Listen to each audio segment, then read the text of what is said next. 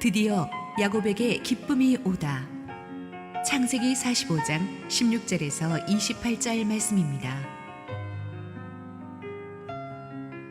요셉의 형들이 왔다는 소문이 바로의 궁에 들림에 바로와 그의 신하들이 기뻐하고, 바로는 요셉에게 이르되 내 형들에게 명령하기를 너희는 이렇게 하여 너희 양식을 싣고 가서 가나안 땅에 이르거든 너희 아버지와 너희 가족을 이끌고 내게로 오라. 내가 너희에게 애굽의 좋은 땅을 주리니 너희가 나라의 기름진 것을 먹으리라. 이제 명령을 받았으니 이렇게 하라. 너희는 애굽 땅에서 수레를 가져다가 너희 자녀와 아내를 태우고 너희 아버지를 모셔오라. 또 너희의 기구를 아끼지 말라. 온 애굽 땅의 좋은 것이 너희 것임이니라. 이스라엘의 아들들이 그대로 할세.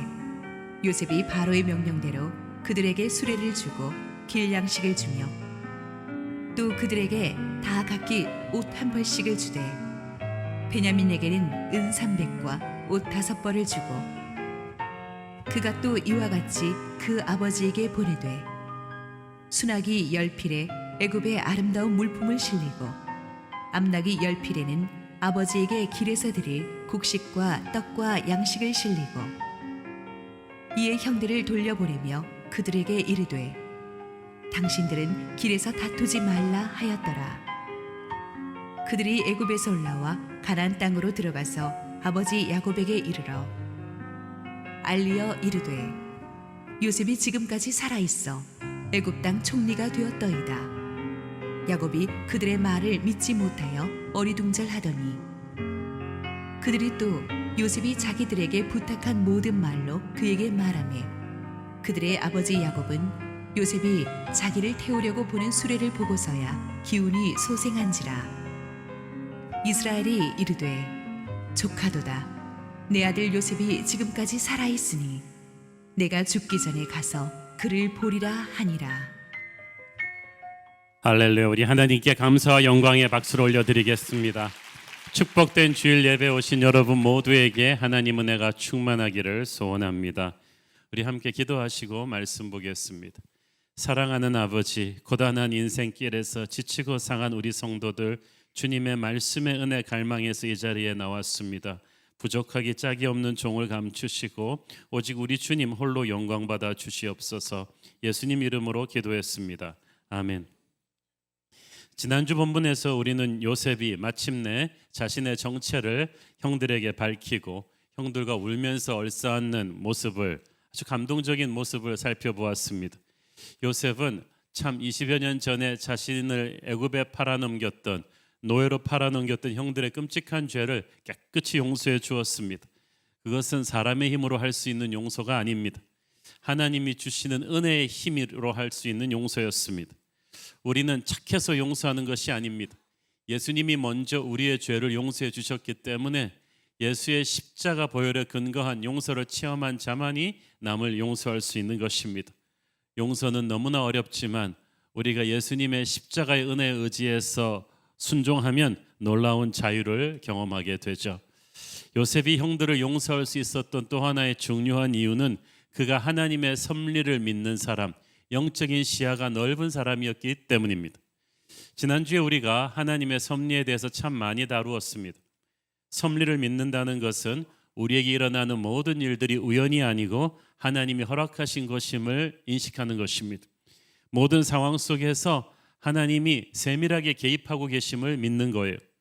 잘 될 때나 못 될 때나 하나님의 섭리는 계속해서 역사하고 있습니다.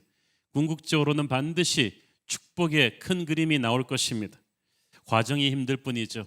요셉은 형들이 자신을 애굽의 노예로 판 일도 그 큰 하나님의 섭리의 틀에서 해석했기 때문에 형들을 용서할 수가 있었습니다. 하나님께서 요셉을 먼저 애굽으로 보내셔서 애굽 땅에 정착시키신 뒤에 야곱 일가를 다시 애굽으로 초대해 와서 이스라엘 12지파를 만들어 가시는 큰 그림을 그리고 계셨어요. 이것을 요셉이 자기가 축복의 씨앗이 된 것을 선포한 것입니다. 하나님의 섭리는 하나님이 보여주시는 것만큼 알 수 있고 하나님은 우리의 영적인 수준이 자라는 것만큼 보여주십니다. 그러므로 하나님의 섭리가 우리의 삶에 제대로 이루어지기 위해서 정말 중요한 것은 믿음입니다. 사실 요셉이 억울하게 노예 생활할 때 혹은 또 감옥에 갇혀 있을 때 하나님이 좀 힌트를 중간에 주셨으면 얼마나 좋았겠습니까? 천사가 툭 나타나가지고 요셉아, 이게 다 훗날 네가 총리 대신 될 각본이니라. 이 말씀 하나 해주셨으면 요셉이 얼마나 힘이 났겠어요. 그런데 하나님께서는 그렇게 하지 않으셨습니다. 요셉의 믿음을 키우기 위해서였습니다. 당장 눈에는 아무 증거가 아니 보여도 한 걸음씩 앞으로 나가는 것이 믿음입니다. 그러면 어느새 우리가 영적으로 강해지고 성장하고 있다는 것을 느끼게 될 것입니다. 하나님의 비밀을 깨닫게 되고 하나님의 능력을 체험하게 되고 하나님의 사랑을 느끼게 될 것입니다. 그래서 믿음은 이 교실에서 공부하는 것이 아니라 삶의 현장에서 체험되어지는 것입니다. 살다 보면 주님이 내가 계획하지 않던 내 계획이 없던 엉뚱한 곳으로 나를 이끌어가 버리실 때가 있습니다. 그 엉뚱한 곳이 또 좋고 편한 곳이 아니라 굉장히 힘들고 고통스러운 곳일 수도 있습니다. 헨리 나우인이 말하기를 영적 성숙이란 주님이 나를 가고 싶지 않은 곳으로 이끌고 가실 때도 기꺼이 받아들일 수 있는 능력이라고 했습니다. 주님이 나를 예측하지 못한 곳으로 데려가실 때 원망하거나 의심하지 않는 것, 그리고 주님한테 그냥 이끌려 다닐 수 있는 것, 이것이 바로 신앙입니다. 이것이 바로 영적인 성숙입니다. 이 섭리란 부분을 보지 않고 전체를 보는 것입니다. 달걀을 싫어하는 사람이 있습니다. 밀가루도 싫습니다. 버터나 우유도 싫습니다. 그런데 이 모든 것을 합쳐서 잘 구웠더니 맛있는 빵이 나왔어요. 하나님이 우리의 인생을 이렇게 이끌어 가십니다. 하나하나 보면 죄다 싫어하는 것들인데 모두 합치니까 맛있는 음식이 나오죠. 이 낱개로 보면 쓰디쓰게 보이던 것들을 최고의 인생 감독이신 하나님의 손에서 어떻게 버무려지니까 큰 역사가 이루어지는 것입니다. 이것이 바로 하나님의 섭리입니다. 이 종이 비행기를 생각해 보십시오. 처음에 종이는 접힐 때 아픔을 느낄 것입니다. 그러나 접힌 종이가 비행기가 되어서 멀리 날아가지 않습니까? 하나님의 손에서 우리 인생이 아프게 접힐 때도 있습니다. 그러나 그때 분명 하나님께서 나를 멀리 날게 하실 거야 라는 믿음을 가지고 인내하는 것, 이것이 바로 영적인 성숙입니다. 그것이 하나님의 섭리를 믿는 사람의 삶의 자세입니다. 제가 보니까 요셉이 그런 사람이었어요. 하나님의 섭리를 믿는 사람은 하루하루 살아가는 자세가 다릅니다. 요셉은 그랬을 거예요. 요셉이 노예 생활하면서 감옥 생활하면서 끝도 좋았지만 그 과정이 참으로 경탄스러웠을 것입니다. 요셉은 비 내리면 고향 생각을 하면서 뒷뜰에 앉아서 샹송 틀고 울지 않았습니다. 분노를 품고 몽테크리스토 백작처럼 복수의 칼날을 갈지도 않았습니다. 그는 노예 자리에서도 감옥에서도 주어진 하루하루의 일상에 최선을 다하는 것입니다. 하루하루를 그냥 이를 악물고 인내하는 것이 아니라 찬송을 부르며 감사하며 인내하는 것입니다. 나무 한 그루 한 그루를 놓고 보면 별거 아니지만 그게 모여서 숲이 됩니다. 물방울 하나하나가 모여서 큰 바다가 되죠. 아름다운 일생은 아름다운 일상들이 모여서 만들어지는 것입니다. 요셉은 그것을 믿었기 때문에 그의 하루하루는 감사와 성실의 하루였습니다. 만나는 사람 한 명 한 명을 최선을 다해서 섬겼습니다. 하나님께서 그 인연들을 다 엮으시고 그 하루하루를 다 엮으셔서 요셉의 인생을 애굽의 왕궁으로 이끌어 주셨습니다. 결국 그는 총리 대신이 되었고 꿈에 그리던 가족과의 상봉도 이룰 수가 있었습니다. 사랑하는 여러분, 저와 여러분에게도 하나님이 그 크신 섭리의 틀을 짜내가는 2020년이 되기를 축원합니다. 16절 19절 읽습니다. 요셉의 형들이 왔다는 소문이 바로의 궁에 들림에 바로와 그의 신하들이 기뻐하고 바로는 요셉에게 이르되 네 형들에게 명령하기를 너희는 이렇게 하여 너희 양식을 싣고 가서 가나안 땅에 이르거든 너희 아버지와 너희 가족을 이끌고 내게로 오라. 내가 너희에게 애굽의 좋은 땅을 주리니 너희가 나라의 기름진 것을 먹으리라. 이제 명령을 받았으니 이렇게 하라. 너희는 애굽 땅에서 수레를 가져다가 너희 자녀와 아내를 태우고 너희 아버지를 모셔오라. 요셉과 그 형제들의 극적인 상봉 소식이 아마 바로 왕에게 즉각 보고된 것 같습니다. 그런데 그 바로 왕의 리액션이 기가 막힙니다. 요즘 세계 경제가 안 좋아졌다는 것은 세계 인심이 사나워졌다는 걸 보면 알 수 있죠. 모든 유럽 잘 사는 나라들이 난민을 안 받겠다고 난립니다. 세계에서 제일 잘 사는 미국의 트럼프 대통령 보십시오. 멕시코의 국경에 벽을 쌓겠다, 이민자 안 받겠다, 난민 안 받겠다. 왜냐하면 자기 나라한테 부담이 되니까. 지금 야곱 가족들 완전 난민입니다. 애굽에서 비자를 줄 수가 없는 난민이에요. 이렇게 엄청난 사람들 데려와봤자 흉년에 식량만 축낼 난민인데, 이 바로 왕이 요셉보다 더 흥분해가지고 신하들이 함께 기뻐했다고 했습니다. 난민들이 온다는데 기뻐했다. 어느 정도 기뻐했느냐? 아버지를 모셔와서 애굽의 최고의 노른자 자리를 내주어서 그 좋은 땅에 정착해서 살게 하라. 의식주도 최고의 수준으로 대접하라. 그리고 아버지가 나이가 드셨으니까 여행 편하게 하시도록 왕이 하사하는 최고의 수레를 내주었습니다. 우리나라 말로 수레 그러면은 옛날 분들은 이거 구루마 아닌가 이렇게 생각을 하시는데, 여기서 왕이 하사하는 수레는 한마디로 마차예요.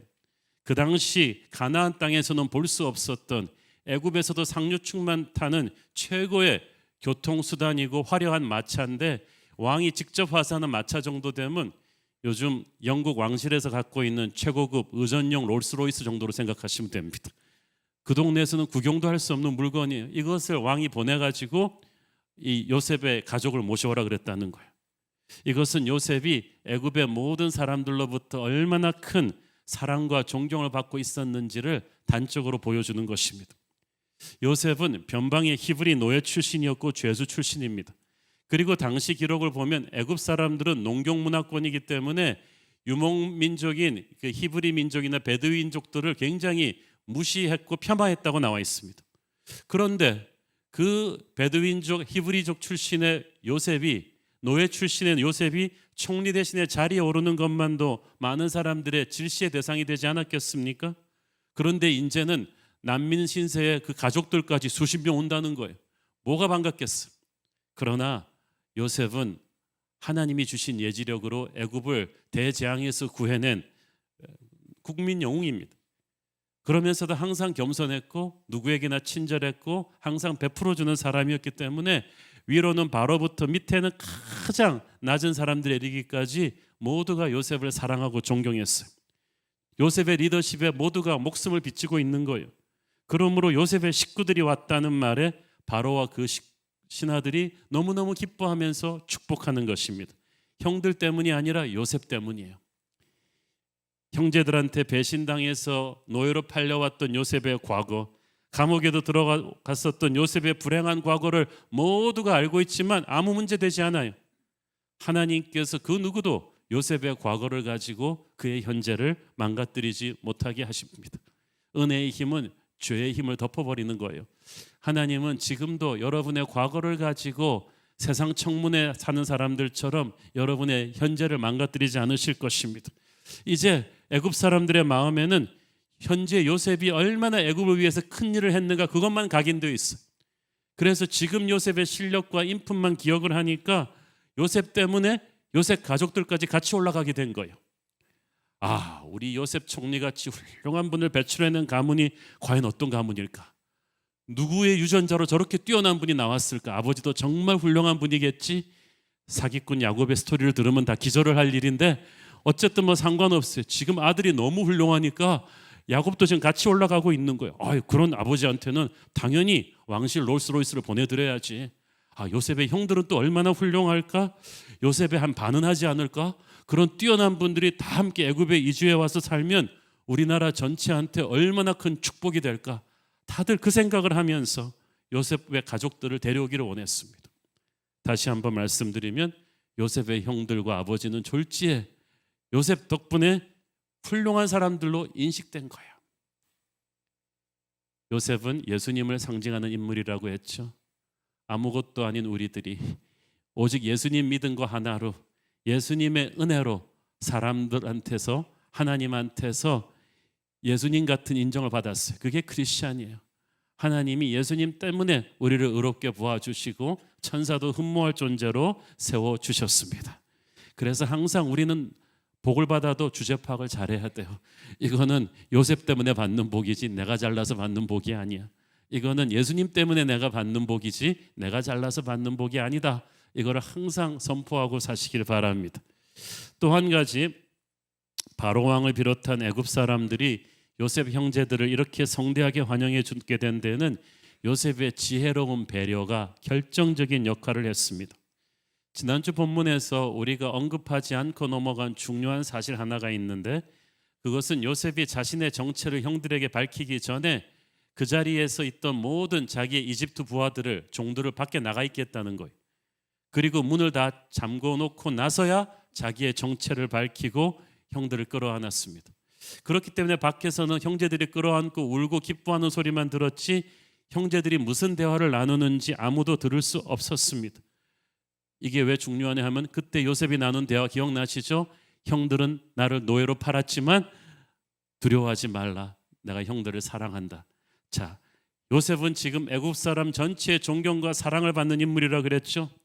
만약에 애굽 사람들이 이 형들이 오래전에 이 귀하신 총리 대신을 노예로 팔아넘긴 인간들이라는 사실을 알게 된다면 형들은 결코 살아서 애굽을 빠져나가지 못할 것입니다.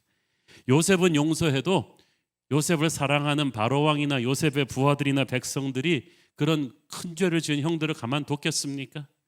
요셉도 그걸 알고 있었어요. 이거는 요셉 자신이 덮어주지 않으면 형들은 살 도리가 없다는 것을 알았습니다. 그래서 요셉은 형들을 용서하면서 그들의 죄를 모두에게서 덮어주었어요. 그들의 앞날까지도 배려한 것입니다. 성령의 사람이었기 때문에 그랬던 거예요. 여러분, 용서는 배려입니다. 형들의 죄를 애굽의 그 누구에게도 폭로하지 않았기 때문에 요셉 일가족은 나중에 애굽에 와서 VIP 대접을 받으면서 행복하게 자자손손 살 수 있었습니다. 하나님께서 우리 죄를 용서하실 때도 그렇게 하십니다. To forgive is to forget. 용서는 잊어버리는 것입니다. 하나님께서는 우리의 모든 죄를 깊은 바다에 던져버리시고 잊어버리시겠다고 약속하셨습니다. 자꾸 우리가 과거의 죄를 가지고 하나님 앞에서 괴로워하면 하나님이 말씀하십니다. 나는 그 죄를 어린 양의 보혈로 덮은 기억밖에는 없는데 네가 왜 자꾸 그거를 들추면서 스스로를 괴롭게 하는 것이냐. 하나님은 우리가 말하지 않는 한 우리의 죄를 그 누구에게도 말씀하지 않으실 것입니다. 그것이 용서입니다. 예수님의 용서를 받은 우리도 형제의 허물을 그렇게 덮어주어야 할 줄로 믿습니다. 다시 정리하자면 야곱 일가는 요셉 한 사람으로 인해서 너무나 많은 축복을 그냥 공짜로 누리게 되었어요. 하나님의 사람 하나가 다 잘 서니까 그 주변 모든 사람들이 복을 받습니다. 요셉이 믿음 생활 잘했으니까 가문이 전체로 애굽 최고의 명문가로 대접을 받게 되죠. 바로가 정말 요셉의 가족을 보고 싶었나 봐요. 20절 읽습니다. 또 너희의 기구를 아끼지 말라. 온 애굽 땅에 좋은 것이 너희 것임이니라. 여기서 아끼지 말라는 것은 너희가 가지고 있는 가나안의 세간살이들을 신경 쓰지 말고 과감히 버리고 오라는 뜻입니다. 애굽에 이민 오면 너희들이 필요한 새로운 세간살이를 다 깨끗이 장만해 줄 테니까 옛날 살림살이나 거처할 곳에 대한 걱정 때문에 애굽으로 올 것을 지체하지 말라는 것입니다. 바로가 요셉보다 훨씬 더 섬세해요. 바로가 얼마나 요셉을 신임하고 있었는지, 그리고 요셉 일가의 이주를 얼마나 반기고 있었는지를 단적으로 드러내 줍니다. 하나님이 예수님을 사랑하시기 때문에 예수님의 피로 구원한 우리들을 사랑하십니다. 그래서 우리에게도 자격이 없는데도 축복을 베풀어 주십니다.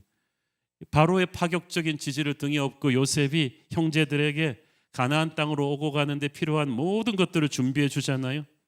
어제까지만 해도 대흉년에 하루하루 끼니 때우는 것만 해도 감사했던 야곱 일가가 이제는 끼니 때우는 게 아니라 몇 끼를 뷔페 먹게 생겼어요. 좋은 옷을 입고 너무나 존경받는 대우를 받으면서 하나님께서 요셉을 통해서 그렇게 하십니다.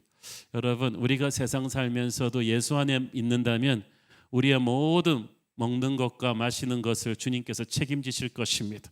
그것을 믿으면 우리는 먹는 문제, 입는 문제로 그렇게 노심초사하지 않습니다. 고난의 끝에서 영광의 자리에 선 요셉을 통해서 야곱 일가 전체가 풍성한 복을 누릴 수가 있었습니다. 옛날에 가나안 땅에 가지고 있던 물건이 전혀 아깝지 않을 정도로 새로운 축복이 그들을 위해서 마련되는 거예요. 한 사람 요셉이 믿음으로 고난을 이기고 승리하니까 가족 전체가 흉년에서 구원받고 이전의 삶과는 비교할 수가 없는 새로운 미래를 누리게 됩니다. 한 사람 예수님이 십자가를 이기시고 승리하시니까 예수 안에 있는 우리 모두가 구원을 얻고 하늘의 축복을 다운로드하게 된 줄로 믿습니다. 21절 23절을 보니까 요셉의 형들이 고향의 아버지에게 기쁜 소식을 전하려고 신이 나가지고 길떠날 채비를 합니다. 요셉은 바로가 명한 대로 형들에게 왕의 수레를 주고 또 풍성한 양식도 주고 좋은 옷도 주고 아버지에게 보낼 많은 선물도 바리바리 싸서 보냅니다. 요셉은 형들을 용서만 한 것이 아니라 형들에게 풍족한 선물을 주었습니다.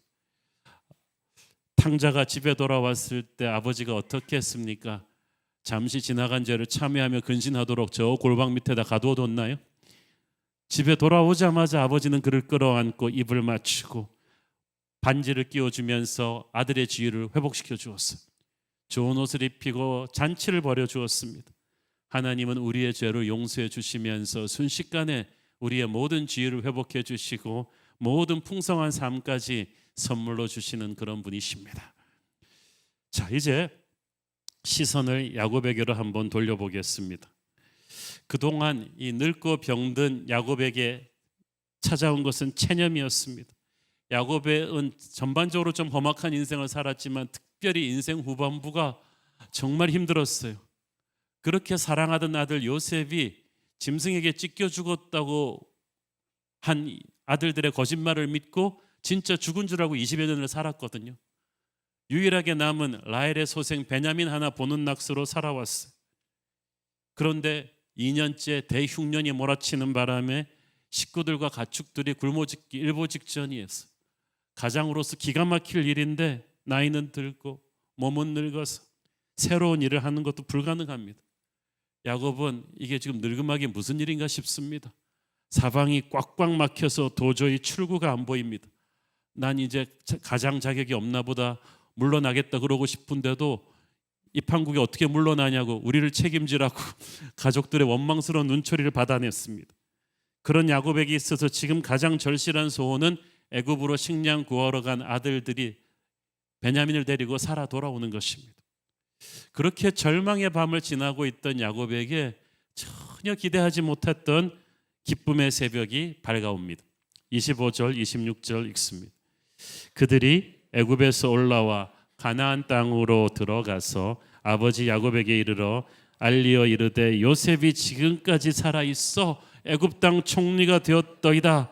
야곱이 그들의 말을 믿지 못하여 어리둥절하더니 아마 야곱은 돌아온 탕자 기다리는 아버지처럼 아침마다 일어나서 커피 텀블러 하나 들고 나가가지고 먼 발치에서 애굽 쪽에서 아들들이 돌아오나 안 돌아오나 하고 바라보았겠죠. 그러던 어느 날 멀리서 이 일단의 사람의 무리들이 나타나서 먼지를 일으키며 달려오는 것이 보였습니다. 혹시나 하는 마음에 야곱이 노구를 이끌고 가족들과 함께 달려나가 보니까 제일 앞에서 힘차게 달려오는 베냐민의 모습이 보인 거예요. 그리고 나서 그 뒤로 다른 아들들의 모습도 보이는데 그냥 얼굴 때깔들이 그냥 시온의 영광이 번쩍번쩍 빛나고 있어. 야곱이 일이 잘 됐구나. 너무 감격스러워서 베냐민을 얼싸안고 춤을 추었을 것입니다. 지금 야곱이 생각하는 일이 잘 됐구나의 정의는 다들 살아 돌아왔고 베냐민도 살아 돌아왔고 얼굴빛 좋은 걸 보니 양식도 사왔구나, 여기까지. 여러분, 야곱의 인생의 최고의 인생 성공은 거기까지. 베드로의 머릿속에 최고의 인생 성공은 갈릴리 수산협회 회장 그 정도, 딱 거기까지. 우리가 생각하는 인생 최고의 각본이 하나님 보시기에 정말 웃깁니다. 그런데 야곱을 위한 진짜 좋은 소식은 또 있었어요. 하나님이 보시면서 야곱 네가 너무 골았구나. 너무 상처와 절망이 깊다 보니까 이 정도를 가지고 만족하고 있구나. 진짜 좋은 소식은 따로 있는데 그저 아들들이 무사히 양식 구해가지고 베냐민과 함께 돌아오기만 기다리고 있던 야곱에게 기쁜 깜짝 소식이 연이어서 전해집니다. 아들들은 옛날에 거짓말 친 기억이 있으니까 좀 뜸들이다가 아마 유다가 먼저 입을 열었겠죠. 아버지가 정신 못 차리게 빨리 말했을 거예요. 아버지 글쎄 근데 요셉이 살아있어요. 총리 대신이 된 것 같아요. 그러니까 늙은 야곱이 자기 귀를 의심한 거죠. 뭐라고? 누가 살아있다? 복음을 영어로 더 굿 뉴스라고 합니다. 절대적인 최고의 좋은 소식이라고 하는데 야곱에게 복음은 요셉이 살아있다는 거예요. 요셉은 예수님을 상징하는 인물이라고 했죠. 여러분 인생에 많은 좋은 소식이 우리를 깜짝 놀라게 할 때가 있습니다. 고통스러운 병에서 기적같이 치유를 받는 거 좋은 소식이죠. 원하던 대학에 아들이 들어간 거 좋은 소식이죠. 그토록 직장 못 잡고 힘들어하던 자녀가 직장에 들어가는 거 좋은 소식이죠. 이 모든 것들이 다 좋은 소식이지만 최고의 좋은 소식은 예수님이 살아계심을 보는 것입니다. 예수님을 모르고 살아오던 사람에게는 예수님이 계셔서 자기 죄를 위해 돌아가셨음을 듣고 예수를 믿는 그날이 복음의 날이고, 예수님을 믿고 살아오면서도 삶의 풍파에 너무 치이다 보니까 예수님이 안 계신가, 하나님이 안 계신가, 그 정도로 절망의 자리까지 갔지만 하나님이 살아계심을 보는 기적을 체험하는 순간이 복음의 날입니다. 야곱에게 요셉이 살아있다는 소식이 최고의 복음이었듯이 우리에게도 예수님이 살아 역사하시는 기적의 그날이 복음의 날입니다. 26절을 보니까 처음에는 야곱이 그들의 말을 믿지 못하여 어리둥절했다고 돼 있는데 원어로 보면 마음이 차가워졌다고 그랬어요. 야곱은 아들들의 이 말을 듣고 요셉이 살아있다는 말을 듣고 의심한 정도가 아니라 거짓말로 생각하고 이 늙은 애비로 농락한다 싶어서 마음이 확 상하는 거예요. 왜냐하면 그럴 만도 한 것이 야곱의 아들들이 사실 그동안 아버지한테 별로 신뢰를 주지 못했어요. 야곱도 사기꾼 출신이기 때문에 첫째로 남을 잘 안 믿는 데다가 이 아들들의 전적을 보니까 그래요. 아니 20여 년 전에 요셉이 짐승에게 잡혀 찢겨 죽었다고 니들이 말했잖아. 그래서 너희들이 증거로 요셉의 피가 묻은 찢어진 채색 옷을 내게다 들이밀어 놓고, 그런데 뭐 이제 또 너희들 입으로 요셉이 살아있다고? 이 늙은 애비의 마음에 니들이 대못을 박으려고 지금 작정을 했구나. 그러면서 야곱이 처음에는 아들들 말을 믿지 않았어. 원래 상처가 많은 사람이 자기 마음을 잘 열지 않습니다. 27절 아들들도 그걸 알고 있었죠. 그래서 그들이 또 요셉이 자기들에게 부탁한 모든 말로 그들에게 말하며 그들의 아버지 야곱은 요셉이 자기를 태우려고 보낸 수레를 보고서야 기운이 소생한지라. 야곱이 꼭 도마 같아요. 말은 믿을 수 없지만 눈에 보이는 증거는 보고 믿게 되었어요. 아까 말씀드렸죠. 이 수레가 정말 부인할 수 없는 증거예요. 이런 수레는 그 가나안 촌동대에서는 볼 수도 없는 롤스로이스의 애굽의 왕의 그 인장이 딱 찍힌 엄청나게 이 화려한 마차를 보고 나서야 야곱은 이 말이 사실일 수도 있겠다는 생각을 한 거예요. 그럴 때부터 야곱이 어떻게 됐다면 이 수레를 보고서야 기운이 소생한지라. 영어 성경에 보면 Jacob revived, 영이 살아나기 시작했다는 뜻이야. 할렐루야. 이 말은 야곱이 그때까지만 해도 영이 거의 죽었다는 뜻이죠. 야곱은 아까도 말씀드렸듯이 베냐민을 잃을지도 모른다는 상황을 두려워하고 있었어요. 인생 말년에 너무나 힘든 일들이 계속되다 보니까 힘든 일들이 계속되면요, 좋은 일이 일어나도 이게 힘든 일이라고 생각을 해요. 자꾸 모든 걸 나쁘게만 해석하게 되죠. 라헬이 죽고 요셉이 실종되고 20여 년을 정말 가슴속에 피눈물을 나면서 베냐민 하나 보고 살아왔는데 또 전무후무한 대흉년 때문에 양식을 구하러 그 베냐민까지 보낼 수밖에 없는 그런 상황까지 갔단 말이에요. 그래서 만약에 베냐민까지 잘못됐다는 소식이 들어오면 야곱은 아마 그 자리에 쓰러져 죽었을 것입니다. 한마디로 야곱은 거의 죽을 것처럼 힘든 지점까지 갔을 때, 누가 툭 건드리기만 하면 쓰러져 죽는 시점까지 갔을 때, 모든 것을 포기했을 때 믿을 수 없는 반전이 일어난 것입니다. 사랑하는 여러분, 때로는 하나님의 기가 막힌 반전이 일어나는 때는 우리가 거의 죽을 지경까지 갔을 때예요. 가장 처참해졌을 때, 더 이상 희망은 없다고 삶을 포기해버릴 그 정점까지 갔을 때 하나님의 놀라운 반전이 시작될 것입니다. 베냐민이 살아 돌아온 것은 물론 죽은 줄 알았던 요셉까지 살아있다. 그것도 애굽의 가장 존귀한 자가 되어서 살아있다. 그 요셉이 자기와 가족들을 데려오기 위해서 이렇게 화려한 왕의 수레와 선물까지 보냈다. 이 소식을 듣는 순간에 야곱은 아마 덩실덩실 춤을 추면서 기쁨의 눈물이 솟았을 것입니다. 그리고 어렸을 때 요셉이 들려주었던 꿈 이야기가 생각났을 것입니다. 부모와 형들이 다 요셉에게 절할 정도로 요셉이 존귀하게 되는 꿈, 그 당시는 그 꿈을 듣고 모두가 요셉을 구박했지만 야곱만은 그 꿈을 가슴에 새겼다고 했죠. 그 꿈을 야곱은 20여 년이 지난 지금 기억하면서 하나님이 얼마나 신실하신 분임을 깨닫게 되었습니다. 지금까지 야곱은 자기 인생 후반부는 정말 처참하다고 생각했을 거예요. 어떻게 이렇게 안 좋은 일만 계속 생길 수 있어요? 내 인생은 이렇게 끝나고 마는 것일까라고 절망하던 그에게 마침내 드디어 기쁨이 왔습니다. 이게 오늘 설교 제목인데 저는 이 설교 제목 그대로 저와 여러분에게도 임하기를 바랍니다. 오늘 저와 여러분에게도 드디어 기쁨이 오기를 축원합니다. 우리 눈앞에서 항상 문이 닫히는 것만 경험해 왔는데 드디어 축복의 문이 활짝 열리는 2020년이 되기를 축원합니다. 항상 거절만 당했는데 드디어 예수의 문이 열리는 역사가 있기를 축원합니다. 베데스다 연못 앞에 38년 된 병자처럼 항상 다른 사람들 낫는 것만 보면서 절망했는데 드디어 주님께서 말씀하십니다. 다음 차례는 당신입니다. 28절 읽습니다. 이스라엘이 이르되 조카도다. 내 아들 요셉이 지금까지 살아있으니 내가 죽기 전에 가서 그를 보리라 하니라. 자 보세요. 성경이 야곱이라 그러지 않아요. 이스라엘이 이르되. 이제 야곱은 이스라엘이에요. 이 꿈이 이루어지는 하나님의 방백 이스라엘이 된 거예요. 조카도다란 말은 I am convinced. 이제 내가 믿는다. 다 사실이구나. 그러면서 축 늘어져 있던 야곱이 눈에 생기를 띠고 벌쩍 일어납니다. 여러분 이때 야곱의 나이가 130세예요. 이제 자기 조상들의 평균 수명을 생각해 보면서 자기도 이제 갈 날이 멀지 않다는 것만 느끼고 있었어요. 그런데 여러분 하나님 나라에 갈 때는 가더라도 가기 전까지는 그렇게 축 늘어져서 사는 건 너무 비참하지 않아요? 야곱은 이제 인생 다 포기하고 죽을 날만 기다리고 있었어요. 자기 인생이 여기서 반전을 맞이하기에는 너무 모든 가능성이 막혔다고 생각했는데 그렇지만 이대로 죽기에는 너무나 슬픈 한이 하나 맺혀 있었는데 그것은 눈에 넣어도 아깝지 않을 자식 요셉이었어요.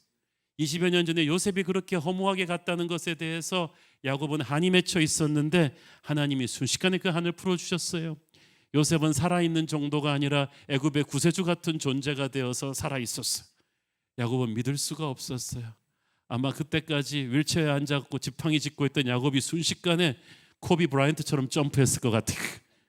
사랑하는 여러분, 복음은 우리를 살려냅니다.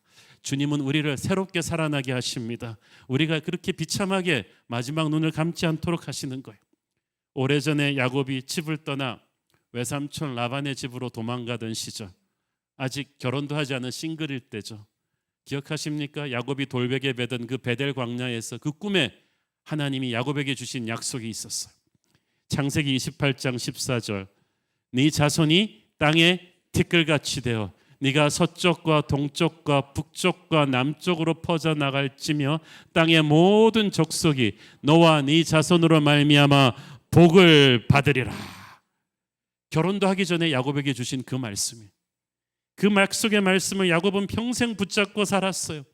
수많은 위기와 어려움이 있었지만 그런 약속이 있었나 싶을 정도로 상황적으로는 이것이 이루어질 가능성이 가물가물해 보였지만 그는 하나님의 약속을 붙잡고 살았습니다. 약속에는 항상 위기가 오죠. 요셉도 죽고 베냐민도 잃어버릴지도 모른다는 위기에 처했을 때 야곱은 아마 죽고 싶었을 것이에요. 그 약속이 죽으면, 꿈이 죽으면 자기도 죽는 것인데 하나님은 극적인 반전으로 약속을 지키셨어요.